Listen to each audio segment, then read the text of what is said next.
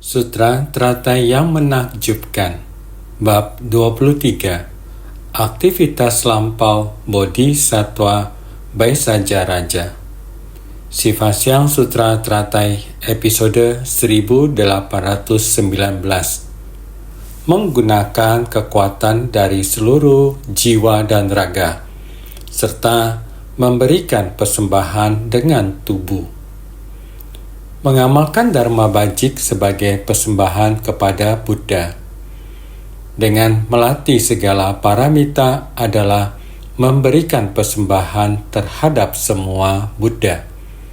Dengan menegakkan semua cinta kasih, maitri, belas kasih, karuna, sukacita, mudita, keseimbangan batin, upeksa adalah memberikan persembahan terhadap semua Tathagata. Bersungguh hati dalam Dharma. Dharma ada di dunia. Jika kita telah meninggalkan Dharma, itu berarti delusi.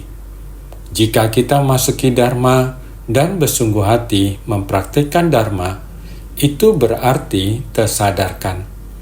Karena segala yang dilakukan oleh para makhluk yang delusi adalah melawan prinsip kebenaran. Mereka melakukan sesuatu yang melawan prinsip kebenaran dan arah. Baru-baru ini, di tahun 2020, saya sering mendengarkan video konferensi. Konferensi video ini adalah karena teknologi sekarang yang canggih. Ketika ingin berinteraksi dan berkomunikasi satu sama lain menjadi sangat mudah. Cukup menekan dengan jari kita.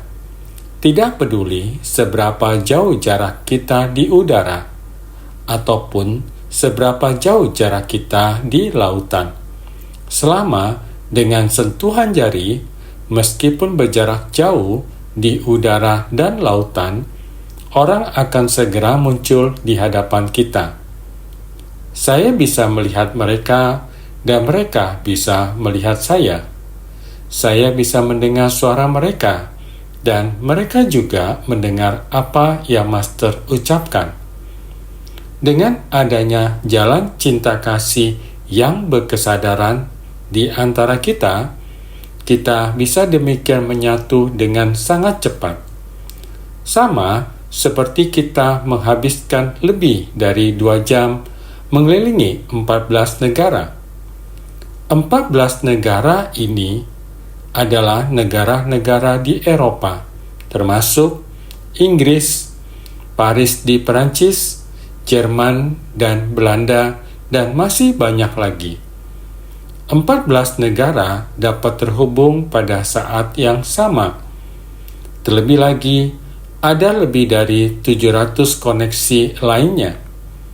Ini semua pada saat yang bersamaan. Ini disebut menggunakan kekuatan gaib. Mereka tidak datang dan saya tidak pergi.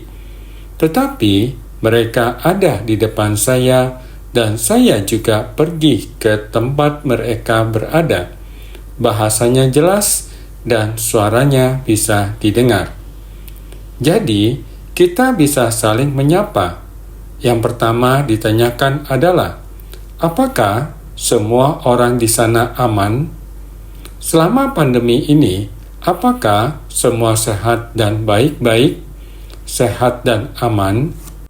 Tapi, pandemi setempat sangat parah. Hati semua orang sangat merasa ketakutan.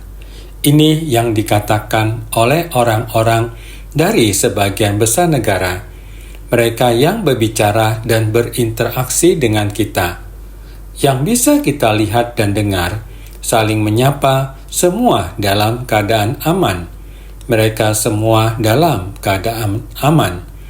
Yang paling membuat saya tersentuh adalah keberanian mereka. Mereka pergi memberikan perhatian ke berbagai lembaga atau daerah terpencil, di mana ada panti jompo atau orang tua yang hidup sendirian. Mereka juga pergi keluar memberikan barang-barang pelindungan diri. mereka akan mengirimkan barang-barang ini. Terutama, mereka mengirimkan ke lembaga kesehatan dan lembaga rumah lansia dan sebagainya. Saya sangat tersentuh dengan semua ini. Pertama, saya merasa tenang karena mereka semua baik-baik. Kedua, ini benar-benar kekuatan cinta kasih yang membuat mereka tanpa pamrih menjaga diri sendiri dengan aman dan masuk ke tengah orang banyak untuk bersumbangsi dan memberikan barang-barang pelindungan diri dan bahkan memberikan makanan.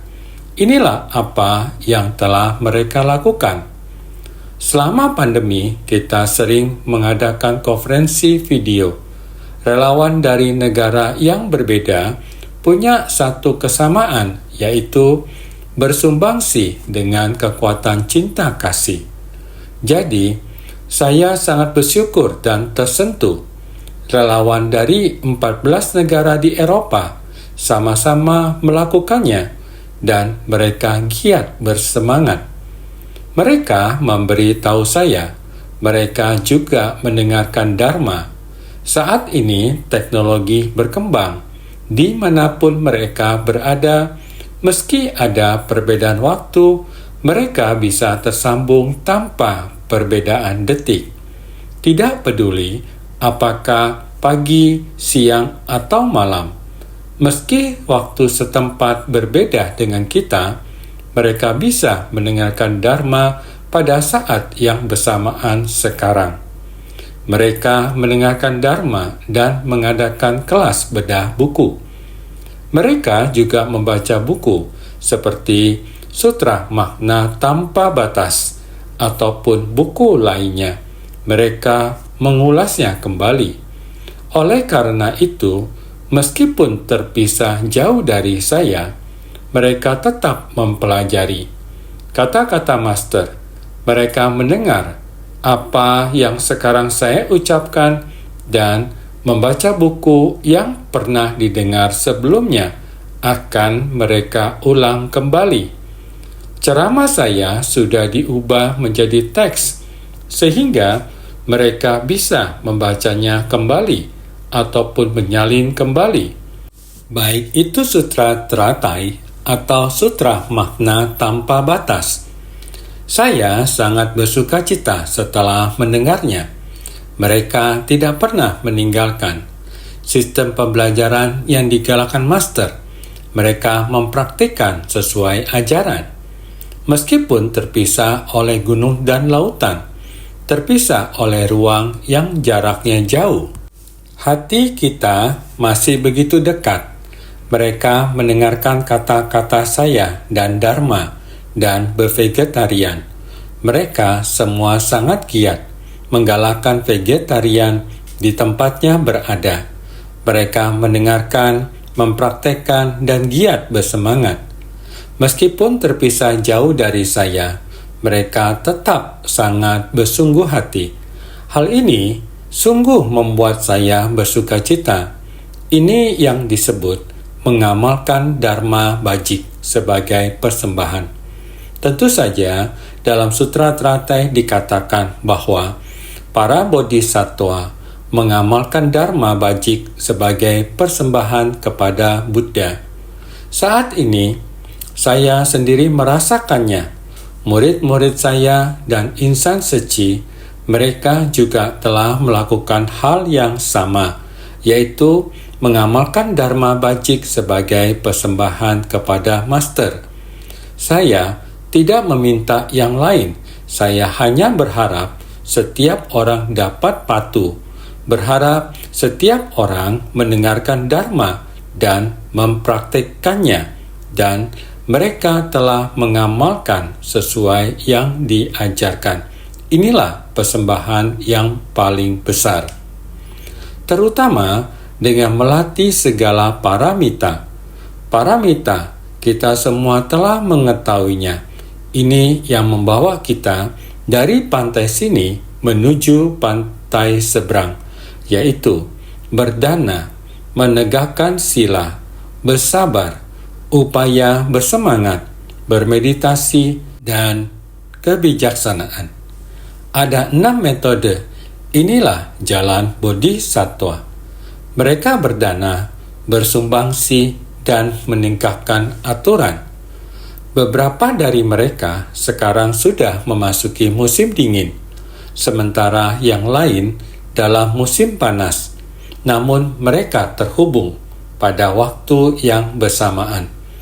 Beberapa tempat sedang musim dingin, beberapa tempat sedang musim panas, baik musim semi, panas, gugur, atau dingin. Mereka masih bisa menahan angin dan salju di luar saat musim dingin. Bagaimana dengan cuaca panas? Mereka juga dapat menahan terik matahari di luar sangat panas. Tahun ini, 2020, sangat panas, tetapi mereka tetap keluar, pergi memberikan perhatian kepada orang tua yang kesepian di daerah jauh terpencil. Mereka mengirimkan paket nutrisi, mengirimkan masker pelindung diri, dan sebagainya. Ini yang saya dengar.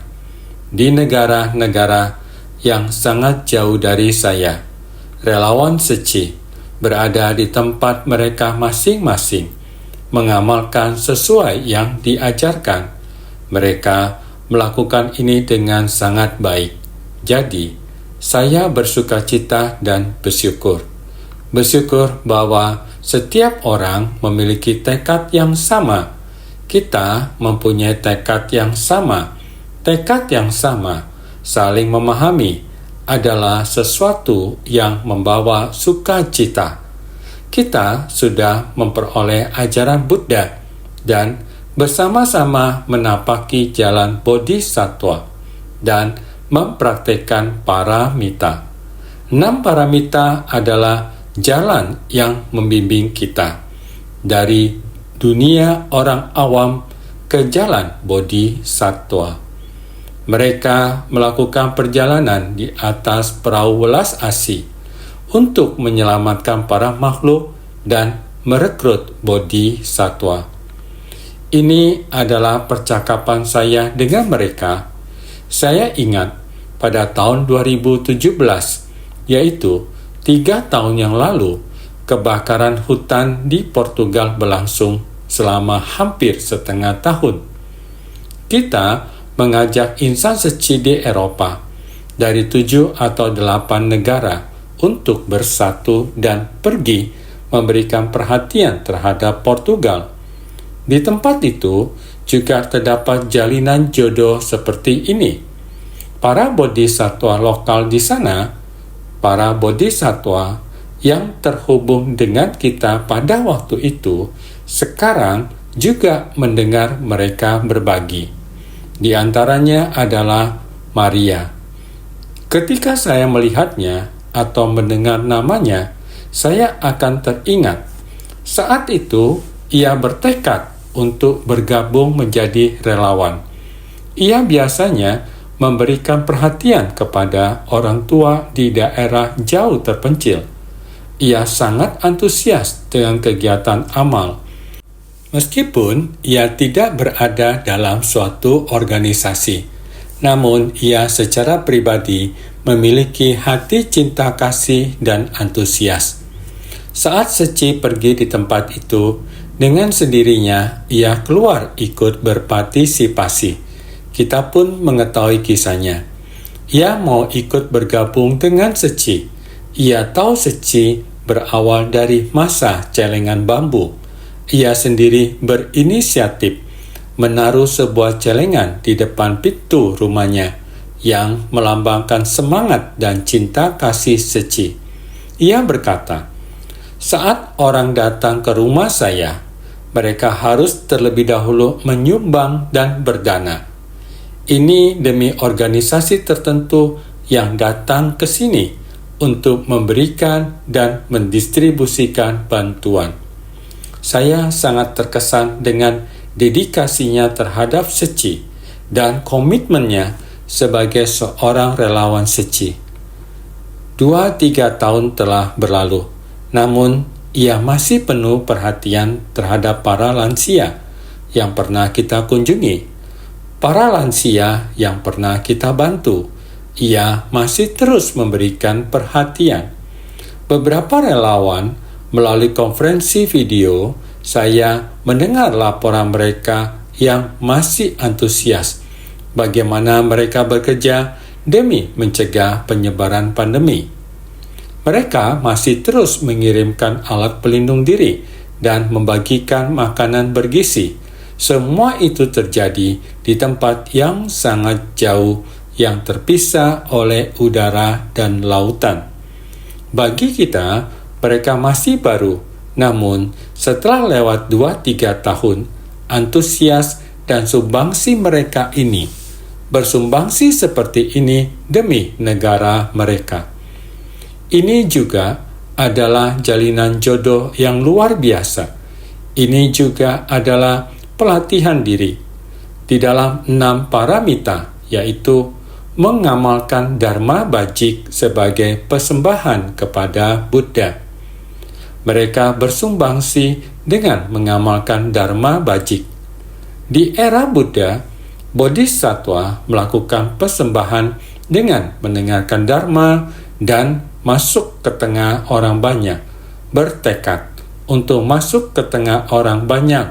Sekarang, walaupun kita sudah terpisah jarak yang jauh, terpisah oleh udara dan negara, terpisah oleh gunung dan lautan, namun mereka masih sama seperti ini.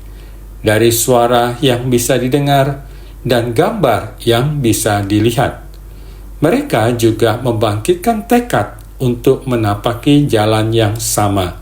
Ini benar-benar jalinan jodoh yang luar biasa. Ajaran Buddha sungguh-sungguh diterapkan di dunia ini. Para bodhisattva yang nyata dan hidup ini menolong orang dan bersumbangsi tanpa mengharapkan balasan. Dan bahkan setelah memberi pun mereka merasa bersyukur. Kita melihat orang-orang di tempat itu juga demikian. Ini sungguh tidak mudah. Oleh karena itu, memberikan persembahan terhadap semua Buddha dengan menegakkan segala dharma. Masa itu pada era Buddha, para bodhisattva juga demikian, memberikan persembahan terhadap semua Buddha. Dengan apa mereka memberikan persembahan? Dengan menegakkan semua cinta kasih, maitri, belas kasih, karuna, sukacita, mudita, keseimbangan batin, upeksa. Mereka memberikan persembahan terhadap semua tata gata. Maksudnya adalah melalui praktik mereka, melalui hati mereka, dan tindakan nyata. Mereka mengikuti ajaran Buddha, masuk ke tengah orang banyak, dan memberikan perhatian kepada para makhluk. Pergi menyelamatkan para makhluk, sekaligus melatih batin mereka sendiri, dan melakukan tindakan nyata seperti itu. Inilah bentuk persembahan yang tertinggi. Oleh karena itu disebut dengan melatih segala paramita. Paramita membantu kita menyeberang ke pantai seberang, dari orang awam menuju jalan bodhisattva, terus maju hingga mencapai pantai seberang. Inilah yang disebut menapaki jalan bodhisattva. Demikianlah penjelasan dari naskah sutra sebelumnya.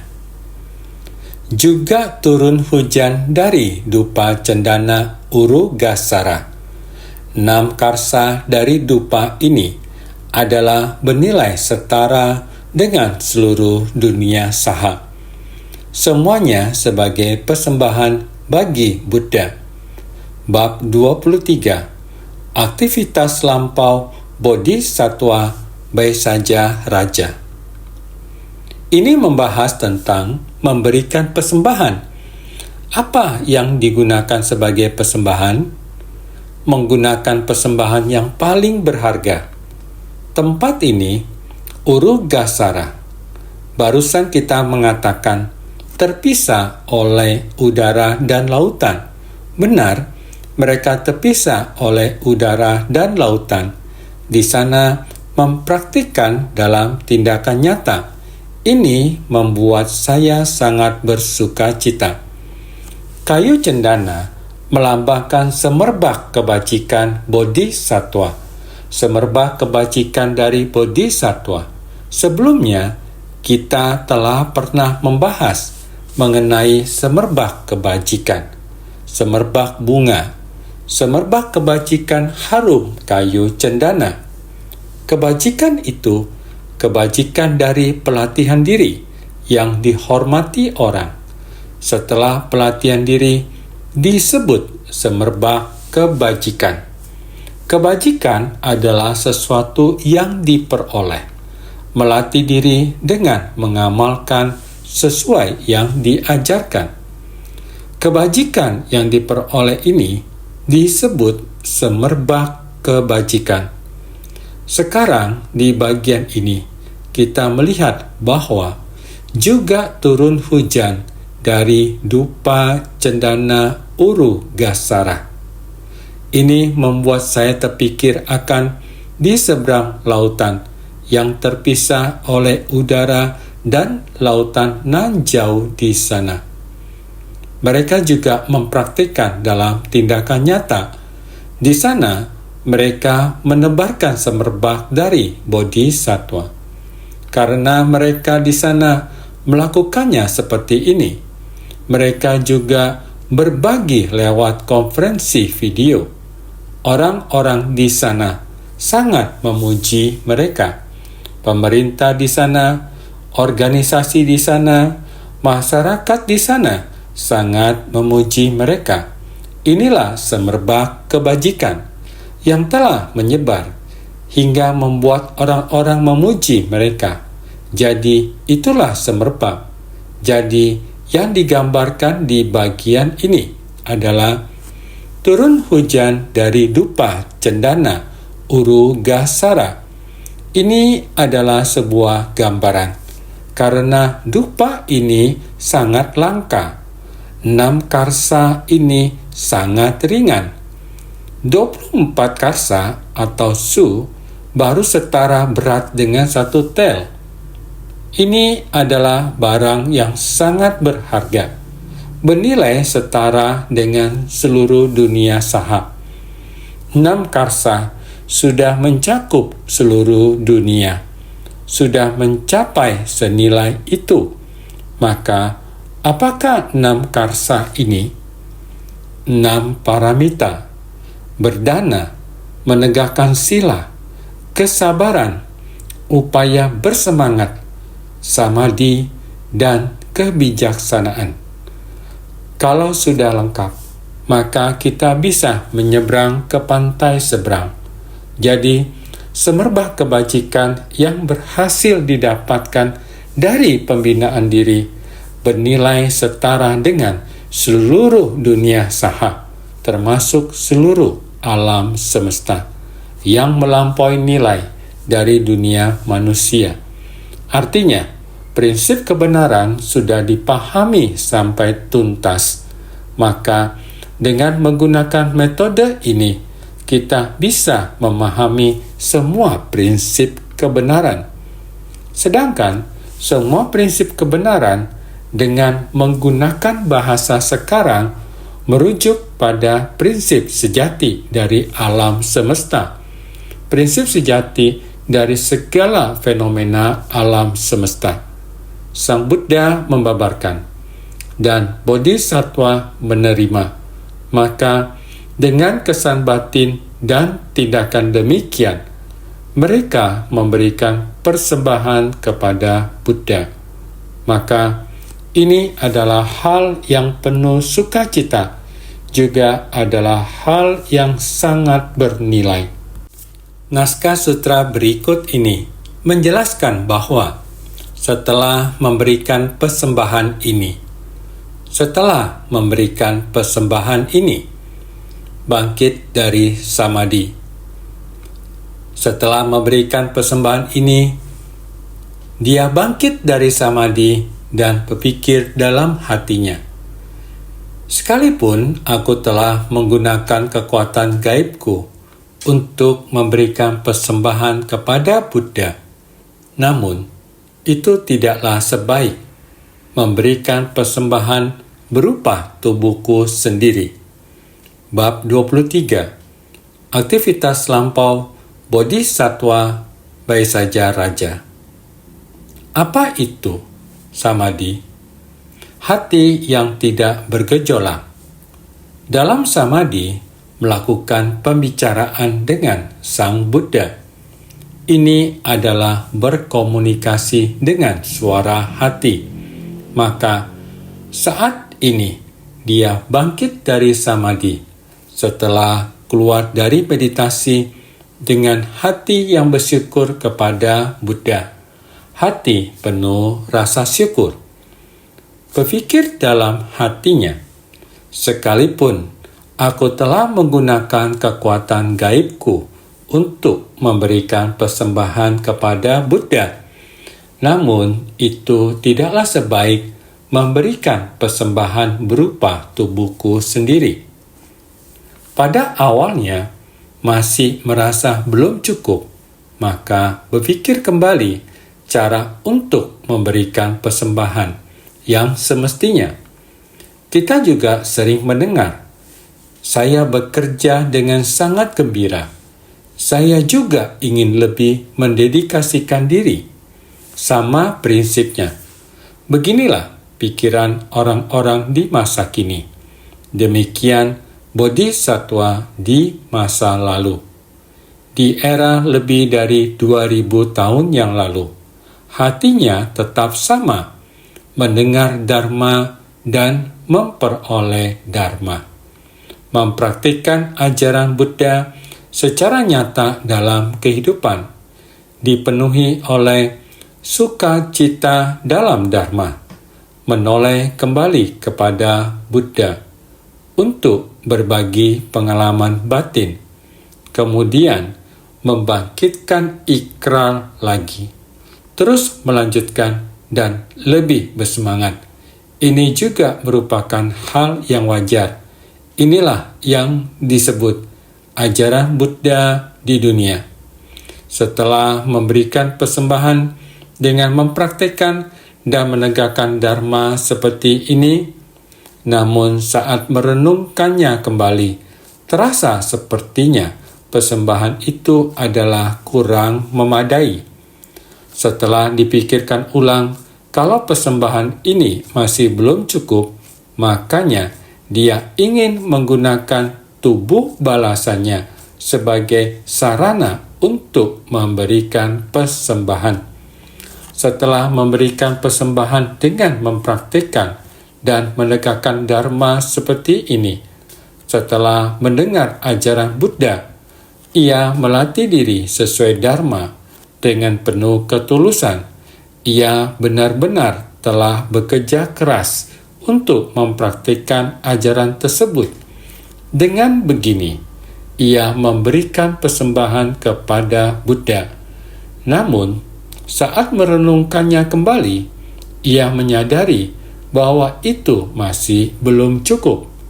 Namun, saat merenungkannya kembali, sekali lagi ia kembali merenungkan.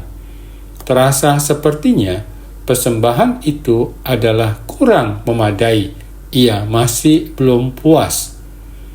Makanya, dia ingin menggunakan tubuh balasannya sebagai sarana untuk memberikan persembahan. Ia telah memberikan persembahan, tetapi sekarang ia bahkan ingin menggunakan tubuhnya. Ia menyadari bahwa persembahan masa lalunya masih belum cukup, dan sekarang ia ingin membuat persembahan dengan tubuhnya. Setelah memberikan persembahan ini, dia bangkit dari samadhi. Dia menampakkan kekuatan gaib besar, menjalankan pembinaan diri dengan tekun, serta memusatkan pikiran dalam samadhi. setelah memberikan persembahan berupa perbuatan benar ini, dia kemudian bangkit dari samadhi. Dia menampakkan kekuatan gaib besar, menjalankan pembinaan diri dengan tekun, serta memusatkan pikiran dalam samadhi. Ini adalah kondisi bodhisattva. Bodhisattva, sarwa satwa priya darsana, menampakkan kekuatan gaib besar. Dia memiliki kekuatan gaib yang besar dan sangat tekun bersemangat, sangat tekun dalam pelatihan diri dan menjaga batinnya dengan baik. Memusatkan pikirannya dalam samadhi. Ini adalah persembahan lewat perbuatan benar. Kemudian setelah bangkit dari samadhi, dia merenungkan lebih lanjut, berpikir dalam hatinya. Dia berpikir sendiri, aku telah menggunakan kekuatan gaibku untuk memberikan persembahan kepada Buddha. Dia telah memberi dengan menggunakan kekuatan gaibnya. Ia telah memberikan persembahan dengan cara ini. Tetapi, ia telah memberikan persembahan dengan cara ini, berpikir dalam hatinya. Sekalipun aku telah menggunakan kekuatan gaibku untuk memberikan persembahan kepada Buddha. Persembahan yang diwujudkan sebelumnya, semuanya adalah benda di luar tubuh. Kekuatan gaib. Kekuatan gaib di sini adalah merujuk pada hal-hal seperti turun hujan bunga, hujan dupa, dan lainnya. Ini artinya segala sesuatu yang sebelumnya ditampilkan dan diberikan. Semua itu adalah kekuatan gaib dari luar tubuh. Kekuatan spiritual yang disebut kekuatan gaib. Sebelumnya telah kita bahas dalam bab kekuatan gaib. Kita hendaknya menggunakan kekuatan gaib untuk saling memberikan semangat, saling mendorong untuk bersumbangsi. Kita menggerakkan semua orang untuk bersumbangsi demi mereka yang membutuhkan. Inilah yang disebut sebagai kekuatan gaib, seperti gelombang pandemi COVID-19 ini. Awalnya kita tidak mengenal negara-negara tersebut, namun sekarang, Juni 2020, hanya dalam hal perhatian dan sumbangsi, kita telah menjangkau lebih dari 80 negara. Negara-negara yang sebelumnya tidak kita kenal. Sekarang kita kenal dan kita memberikan bantuan. Inilah yang disebut kekuatan gaib. Meski saling tidak mengenal lembaga-lembaga tersebut, ada banyak lembaga yang berbeda, sangat membutuhkan alat-alat pelindung diri, dan melalui berbagai negara yang membutuhkan, kita pergi demi memberikan bantuan kepada setiap lembaga yang melayani masyarakat. Kita bersumbangsi, sama prinsipnya. Ini disebut kekuatan gaib, kekuatan dari semangat kita. Tanpa kekuatan dari semangat ini, ada orang yang datang dan membutuhkan bantuan, barulah kita memberikan bantuan. Ini disebut dengan cinta kasih. Kita berinisiatif mencarinya dan bahkan menggunakan koneksi. Kalau memungkinkan, kita bersedia mengirimkan bantuan sampai tempat tujuan. Ada bantuan yang sampai, namun banyak negara yang sudah terisolasi, tidak dapat lewat bea cukainya, dan juga terdengar ada relawan suci di Jerman yang menampakkan kekuatan gaib besar. Ketika barang bantuan sudah tiba, mereka masuk ke bandara dan dapat melewati bea cukai dan segera mengambil barang-barang keluar. Orang setempat juga sangat terkesan. Ini adalah kekuatan gaib yang luar biasa. Masih banyak barang-barang orang lain yang tidak dapat diambil. Namun, saat alat pelindung diri kita tiba, relawan dapat dengan cepat mengurusnya dan melewati bea cukai dan mengambilnya keluar. Ini juga dikarenakan mereka bersumbangsi dengan tulus hati. Hati itu di masa lalu saat berinteraksi dengan orang-orang. Dari hal yang mereka lakukan, mereka tekun bersemangat di masa lalu. Semangat itu telah menggerakkan hati orang, dan dengan kekuatan ini, sekarang ada yang dibutuhkan, ada kebutuhan mendesak. Ketika barang bantuan telah tiba, mereka memiliki kekuatan dengan sangat lancar mengambilnya keluar dan menggunakannya untuk menolong orang. Prinsip yang sama, ini juga adalah kekuatan gaib. Kekuatan gaib di sini, mereka bisa melewati bea cukai dan mengambil barang-barang ini untuk segera membantu orang lain. Contoh-contoh ini juga merupakan semerbak dari kebajikan. Kekuatan gaib di sini disebut kekuatan gaib menyebar, seperti turun hujan bunga. Dia menyebutkan semua orang memuji dan berkata, "Indah, ini adalah kebenaran, kebajikan, dan keindahan." Dengan ketulusan hati dan kekuatan dari kebajikan, apa yang mereka lakukan membuat semua orang terkesan, sehingga disebut kebenaran, kebajikan, dan keindahan. Mereka berhasil melakukannya. Ini seperti turun hujan bunga. Turun hujan bunga adalah kondisi yang indah. Bunga-bunga turun dari langit. Bunganya harum dan indah. Dan bunga-bunga itu disebut bunga Mandarava. Dulu kita sudah pernah menjelaskannya. Bunga Mandarava berwarna putih. Ada bunga besar dan kecil. Bunga Mandarava turun dari langit. Ini dulu sudah pernah dijelaskan. Sekarang kondisi yang digambarkan adalah demikian. Namun, itu tidaklah sebaik memberikan persembahan berupa tubuhku sendiri. Menggunakan kekuatan dari seluruh jiwa dan raganya untuk memberikan persembahan yang paling tulus. Tubuh adalah kekayaan dalam. Begitu barulah boleh disebut pemberian besar. Sekarang naskah sutra menyebutkan, namun itu tidaklah sebaik memberikan persembahan berupa tubuhku sendiri. Menggunakan objek luar yang berwujud untuk memberikan persembahan, rasanya masih belum cukup.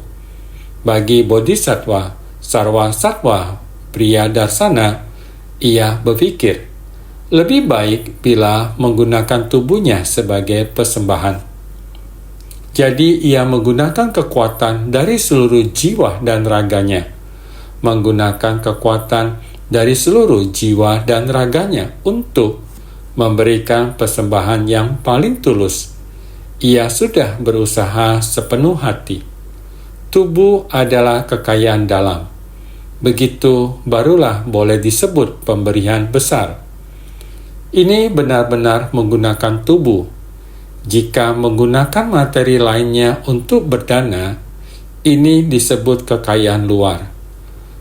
Atau menggunakan materi luar untuk membantu orang lain. Dan jika menggunakan tubuh, maka disebut kekayaan dalam. Ini bukan kekayaan luar, tetapi menggunakan kekayaan dalam dari tubuh kita sendiri. Apa yang dijelmakan dengan kekuatan gaib hanyalah kekayaan luar. Kekayaan tidak dapat dibandingkan dengan dharma. Oleh sebabnya, dia lalu membakar tubuhnya sebagai bentuk persembahan. Apa yang dijelmakan dengan kekuatan gaib hanyalah kekayaan luar. Kekayaan tidak dapat dibandingkan dengan dharma. Ada orang memiliki kekayaan luar untuk disumbangkan, tetapi tidak membina diri. Hanya mengatakan, "Kamu lihat berapa? Saya sumbangkan sebanyak itu untukmu." Ada kekuatan dari kekayaan luar, tetapi dia tidak memahami. Mengapa kamu mau menyumbang? Mengapa harus menerima sumbanganmu? Barang-barang yang disumbangkan ini mau untuk apa? Kamu tidak memperhatikannya, hanya merasa ada uang, maka sumbangkan. Seperti ini masih tidak cukup. Yang paling baik adalah harus dengan tindakan nyata. Menyumbangkan kekayaan luar. Tetapi pada saat bersamaan, kekuatan batin kamu juga harus disumbangkan. Jadi, ini adalah kekuatan jiwa dan raga. Ini adalah kekayaan dalam dan luar. Jadi, itu sebabnya dia lalu membakar tubuhnya. Di tempat ini, dia membakar tubuhnya untuk persembahan kepada Buddha. Jadi, jika kita pergi menerima sila, semua orang membakar dupa. Ini juga adalah menunjukkan, ini bukan benda di luar tubuh, ini ada di dalam tubuh. Di dalam tubuh saya, tubuh ini paling merasakan sakit di diri sendiri. Kamu rela merasakan sakit, bisa ikhlas bersumbangsi, bukan hanya bekerja keras saja, tetapi benar-benar bahkan perasaan tubuh kamu juga bersedia menyumbangkannya. Ada beberapa orang, "Saya sudah sangat lelah, saya sudah bekerja terlalu keras, saya sudah mau istirahat." Ada orang yang menderita sakit, bagaimanapun juga masih bisa bernapas, bagaimanapun juga masih bisa bersuara, bagaimanapun juga masih bisa berbicara.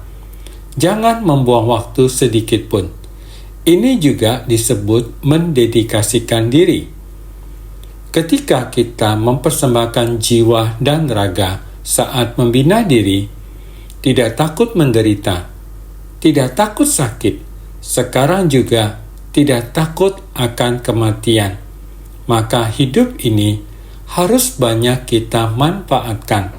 Ini dinamakan bernilai. Seumur hidup menggunakan jiwa dan raga untuk bersumbangsi. Bersumbangsi demi orang banyak adalah persembahan terbesar pada Buddha, karena Sang Buddha datang ke dunia ini demi satu tujuan utama, bukan karena mau persembahan materi dari kita. Buddha mau mengajarkan jalan Bodhisattva. Jika kamu menapaki jalan Bodhisattva, maka ini adalah pelimpahan persembahan yang terbesar. Maka Bodhisattva, Sarva Sattva Priyadarsana, giat melatih diri dan mencapai samadhi, dan memberi persembahan kepada Buddha dengan kekuatan gaib.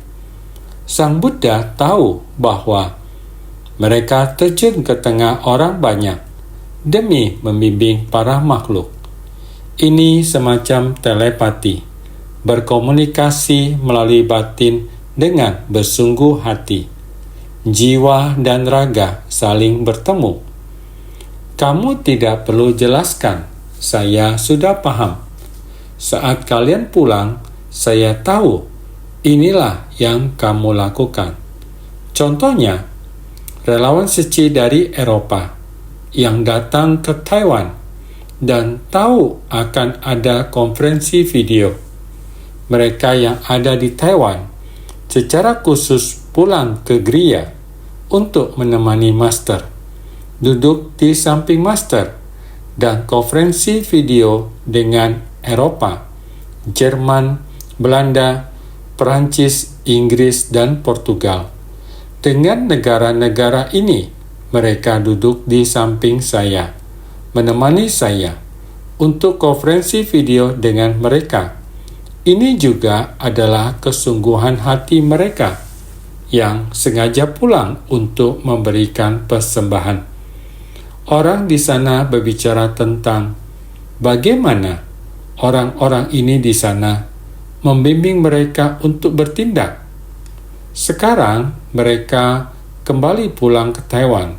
Sekarang kita tidak bisa keluar negeri, sehingga di tempat ini mereka melakukan konferensi video. Singkat kata, Bodhisattva. Kita membahas tentang jalan Bodhisattva di dunia. Saat membahasnya, kita akan merasa sangat dekat.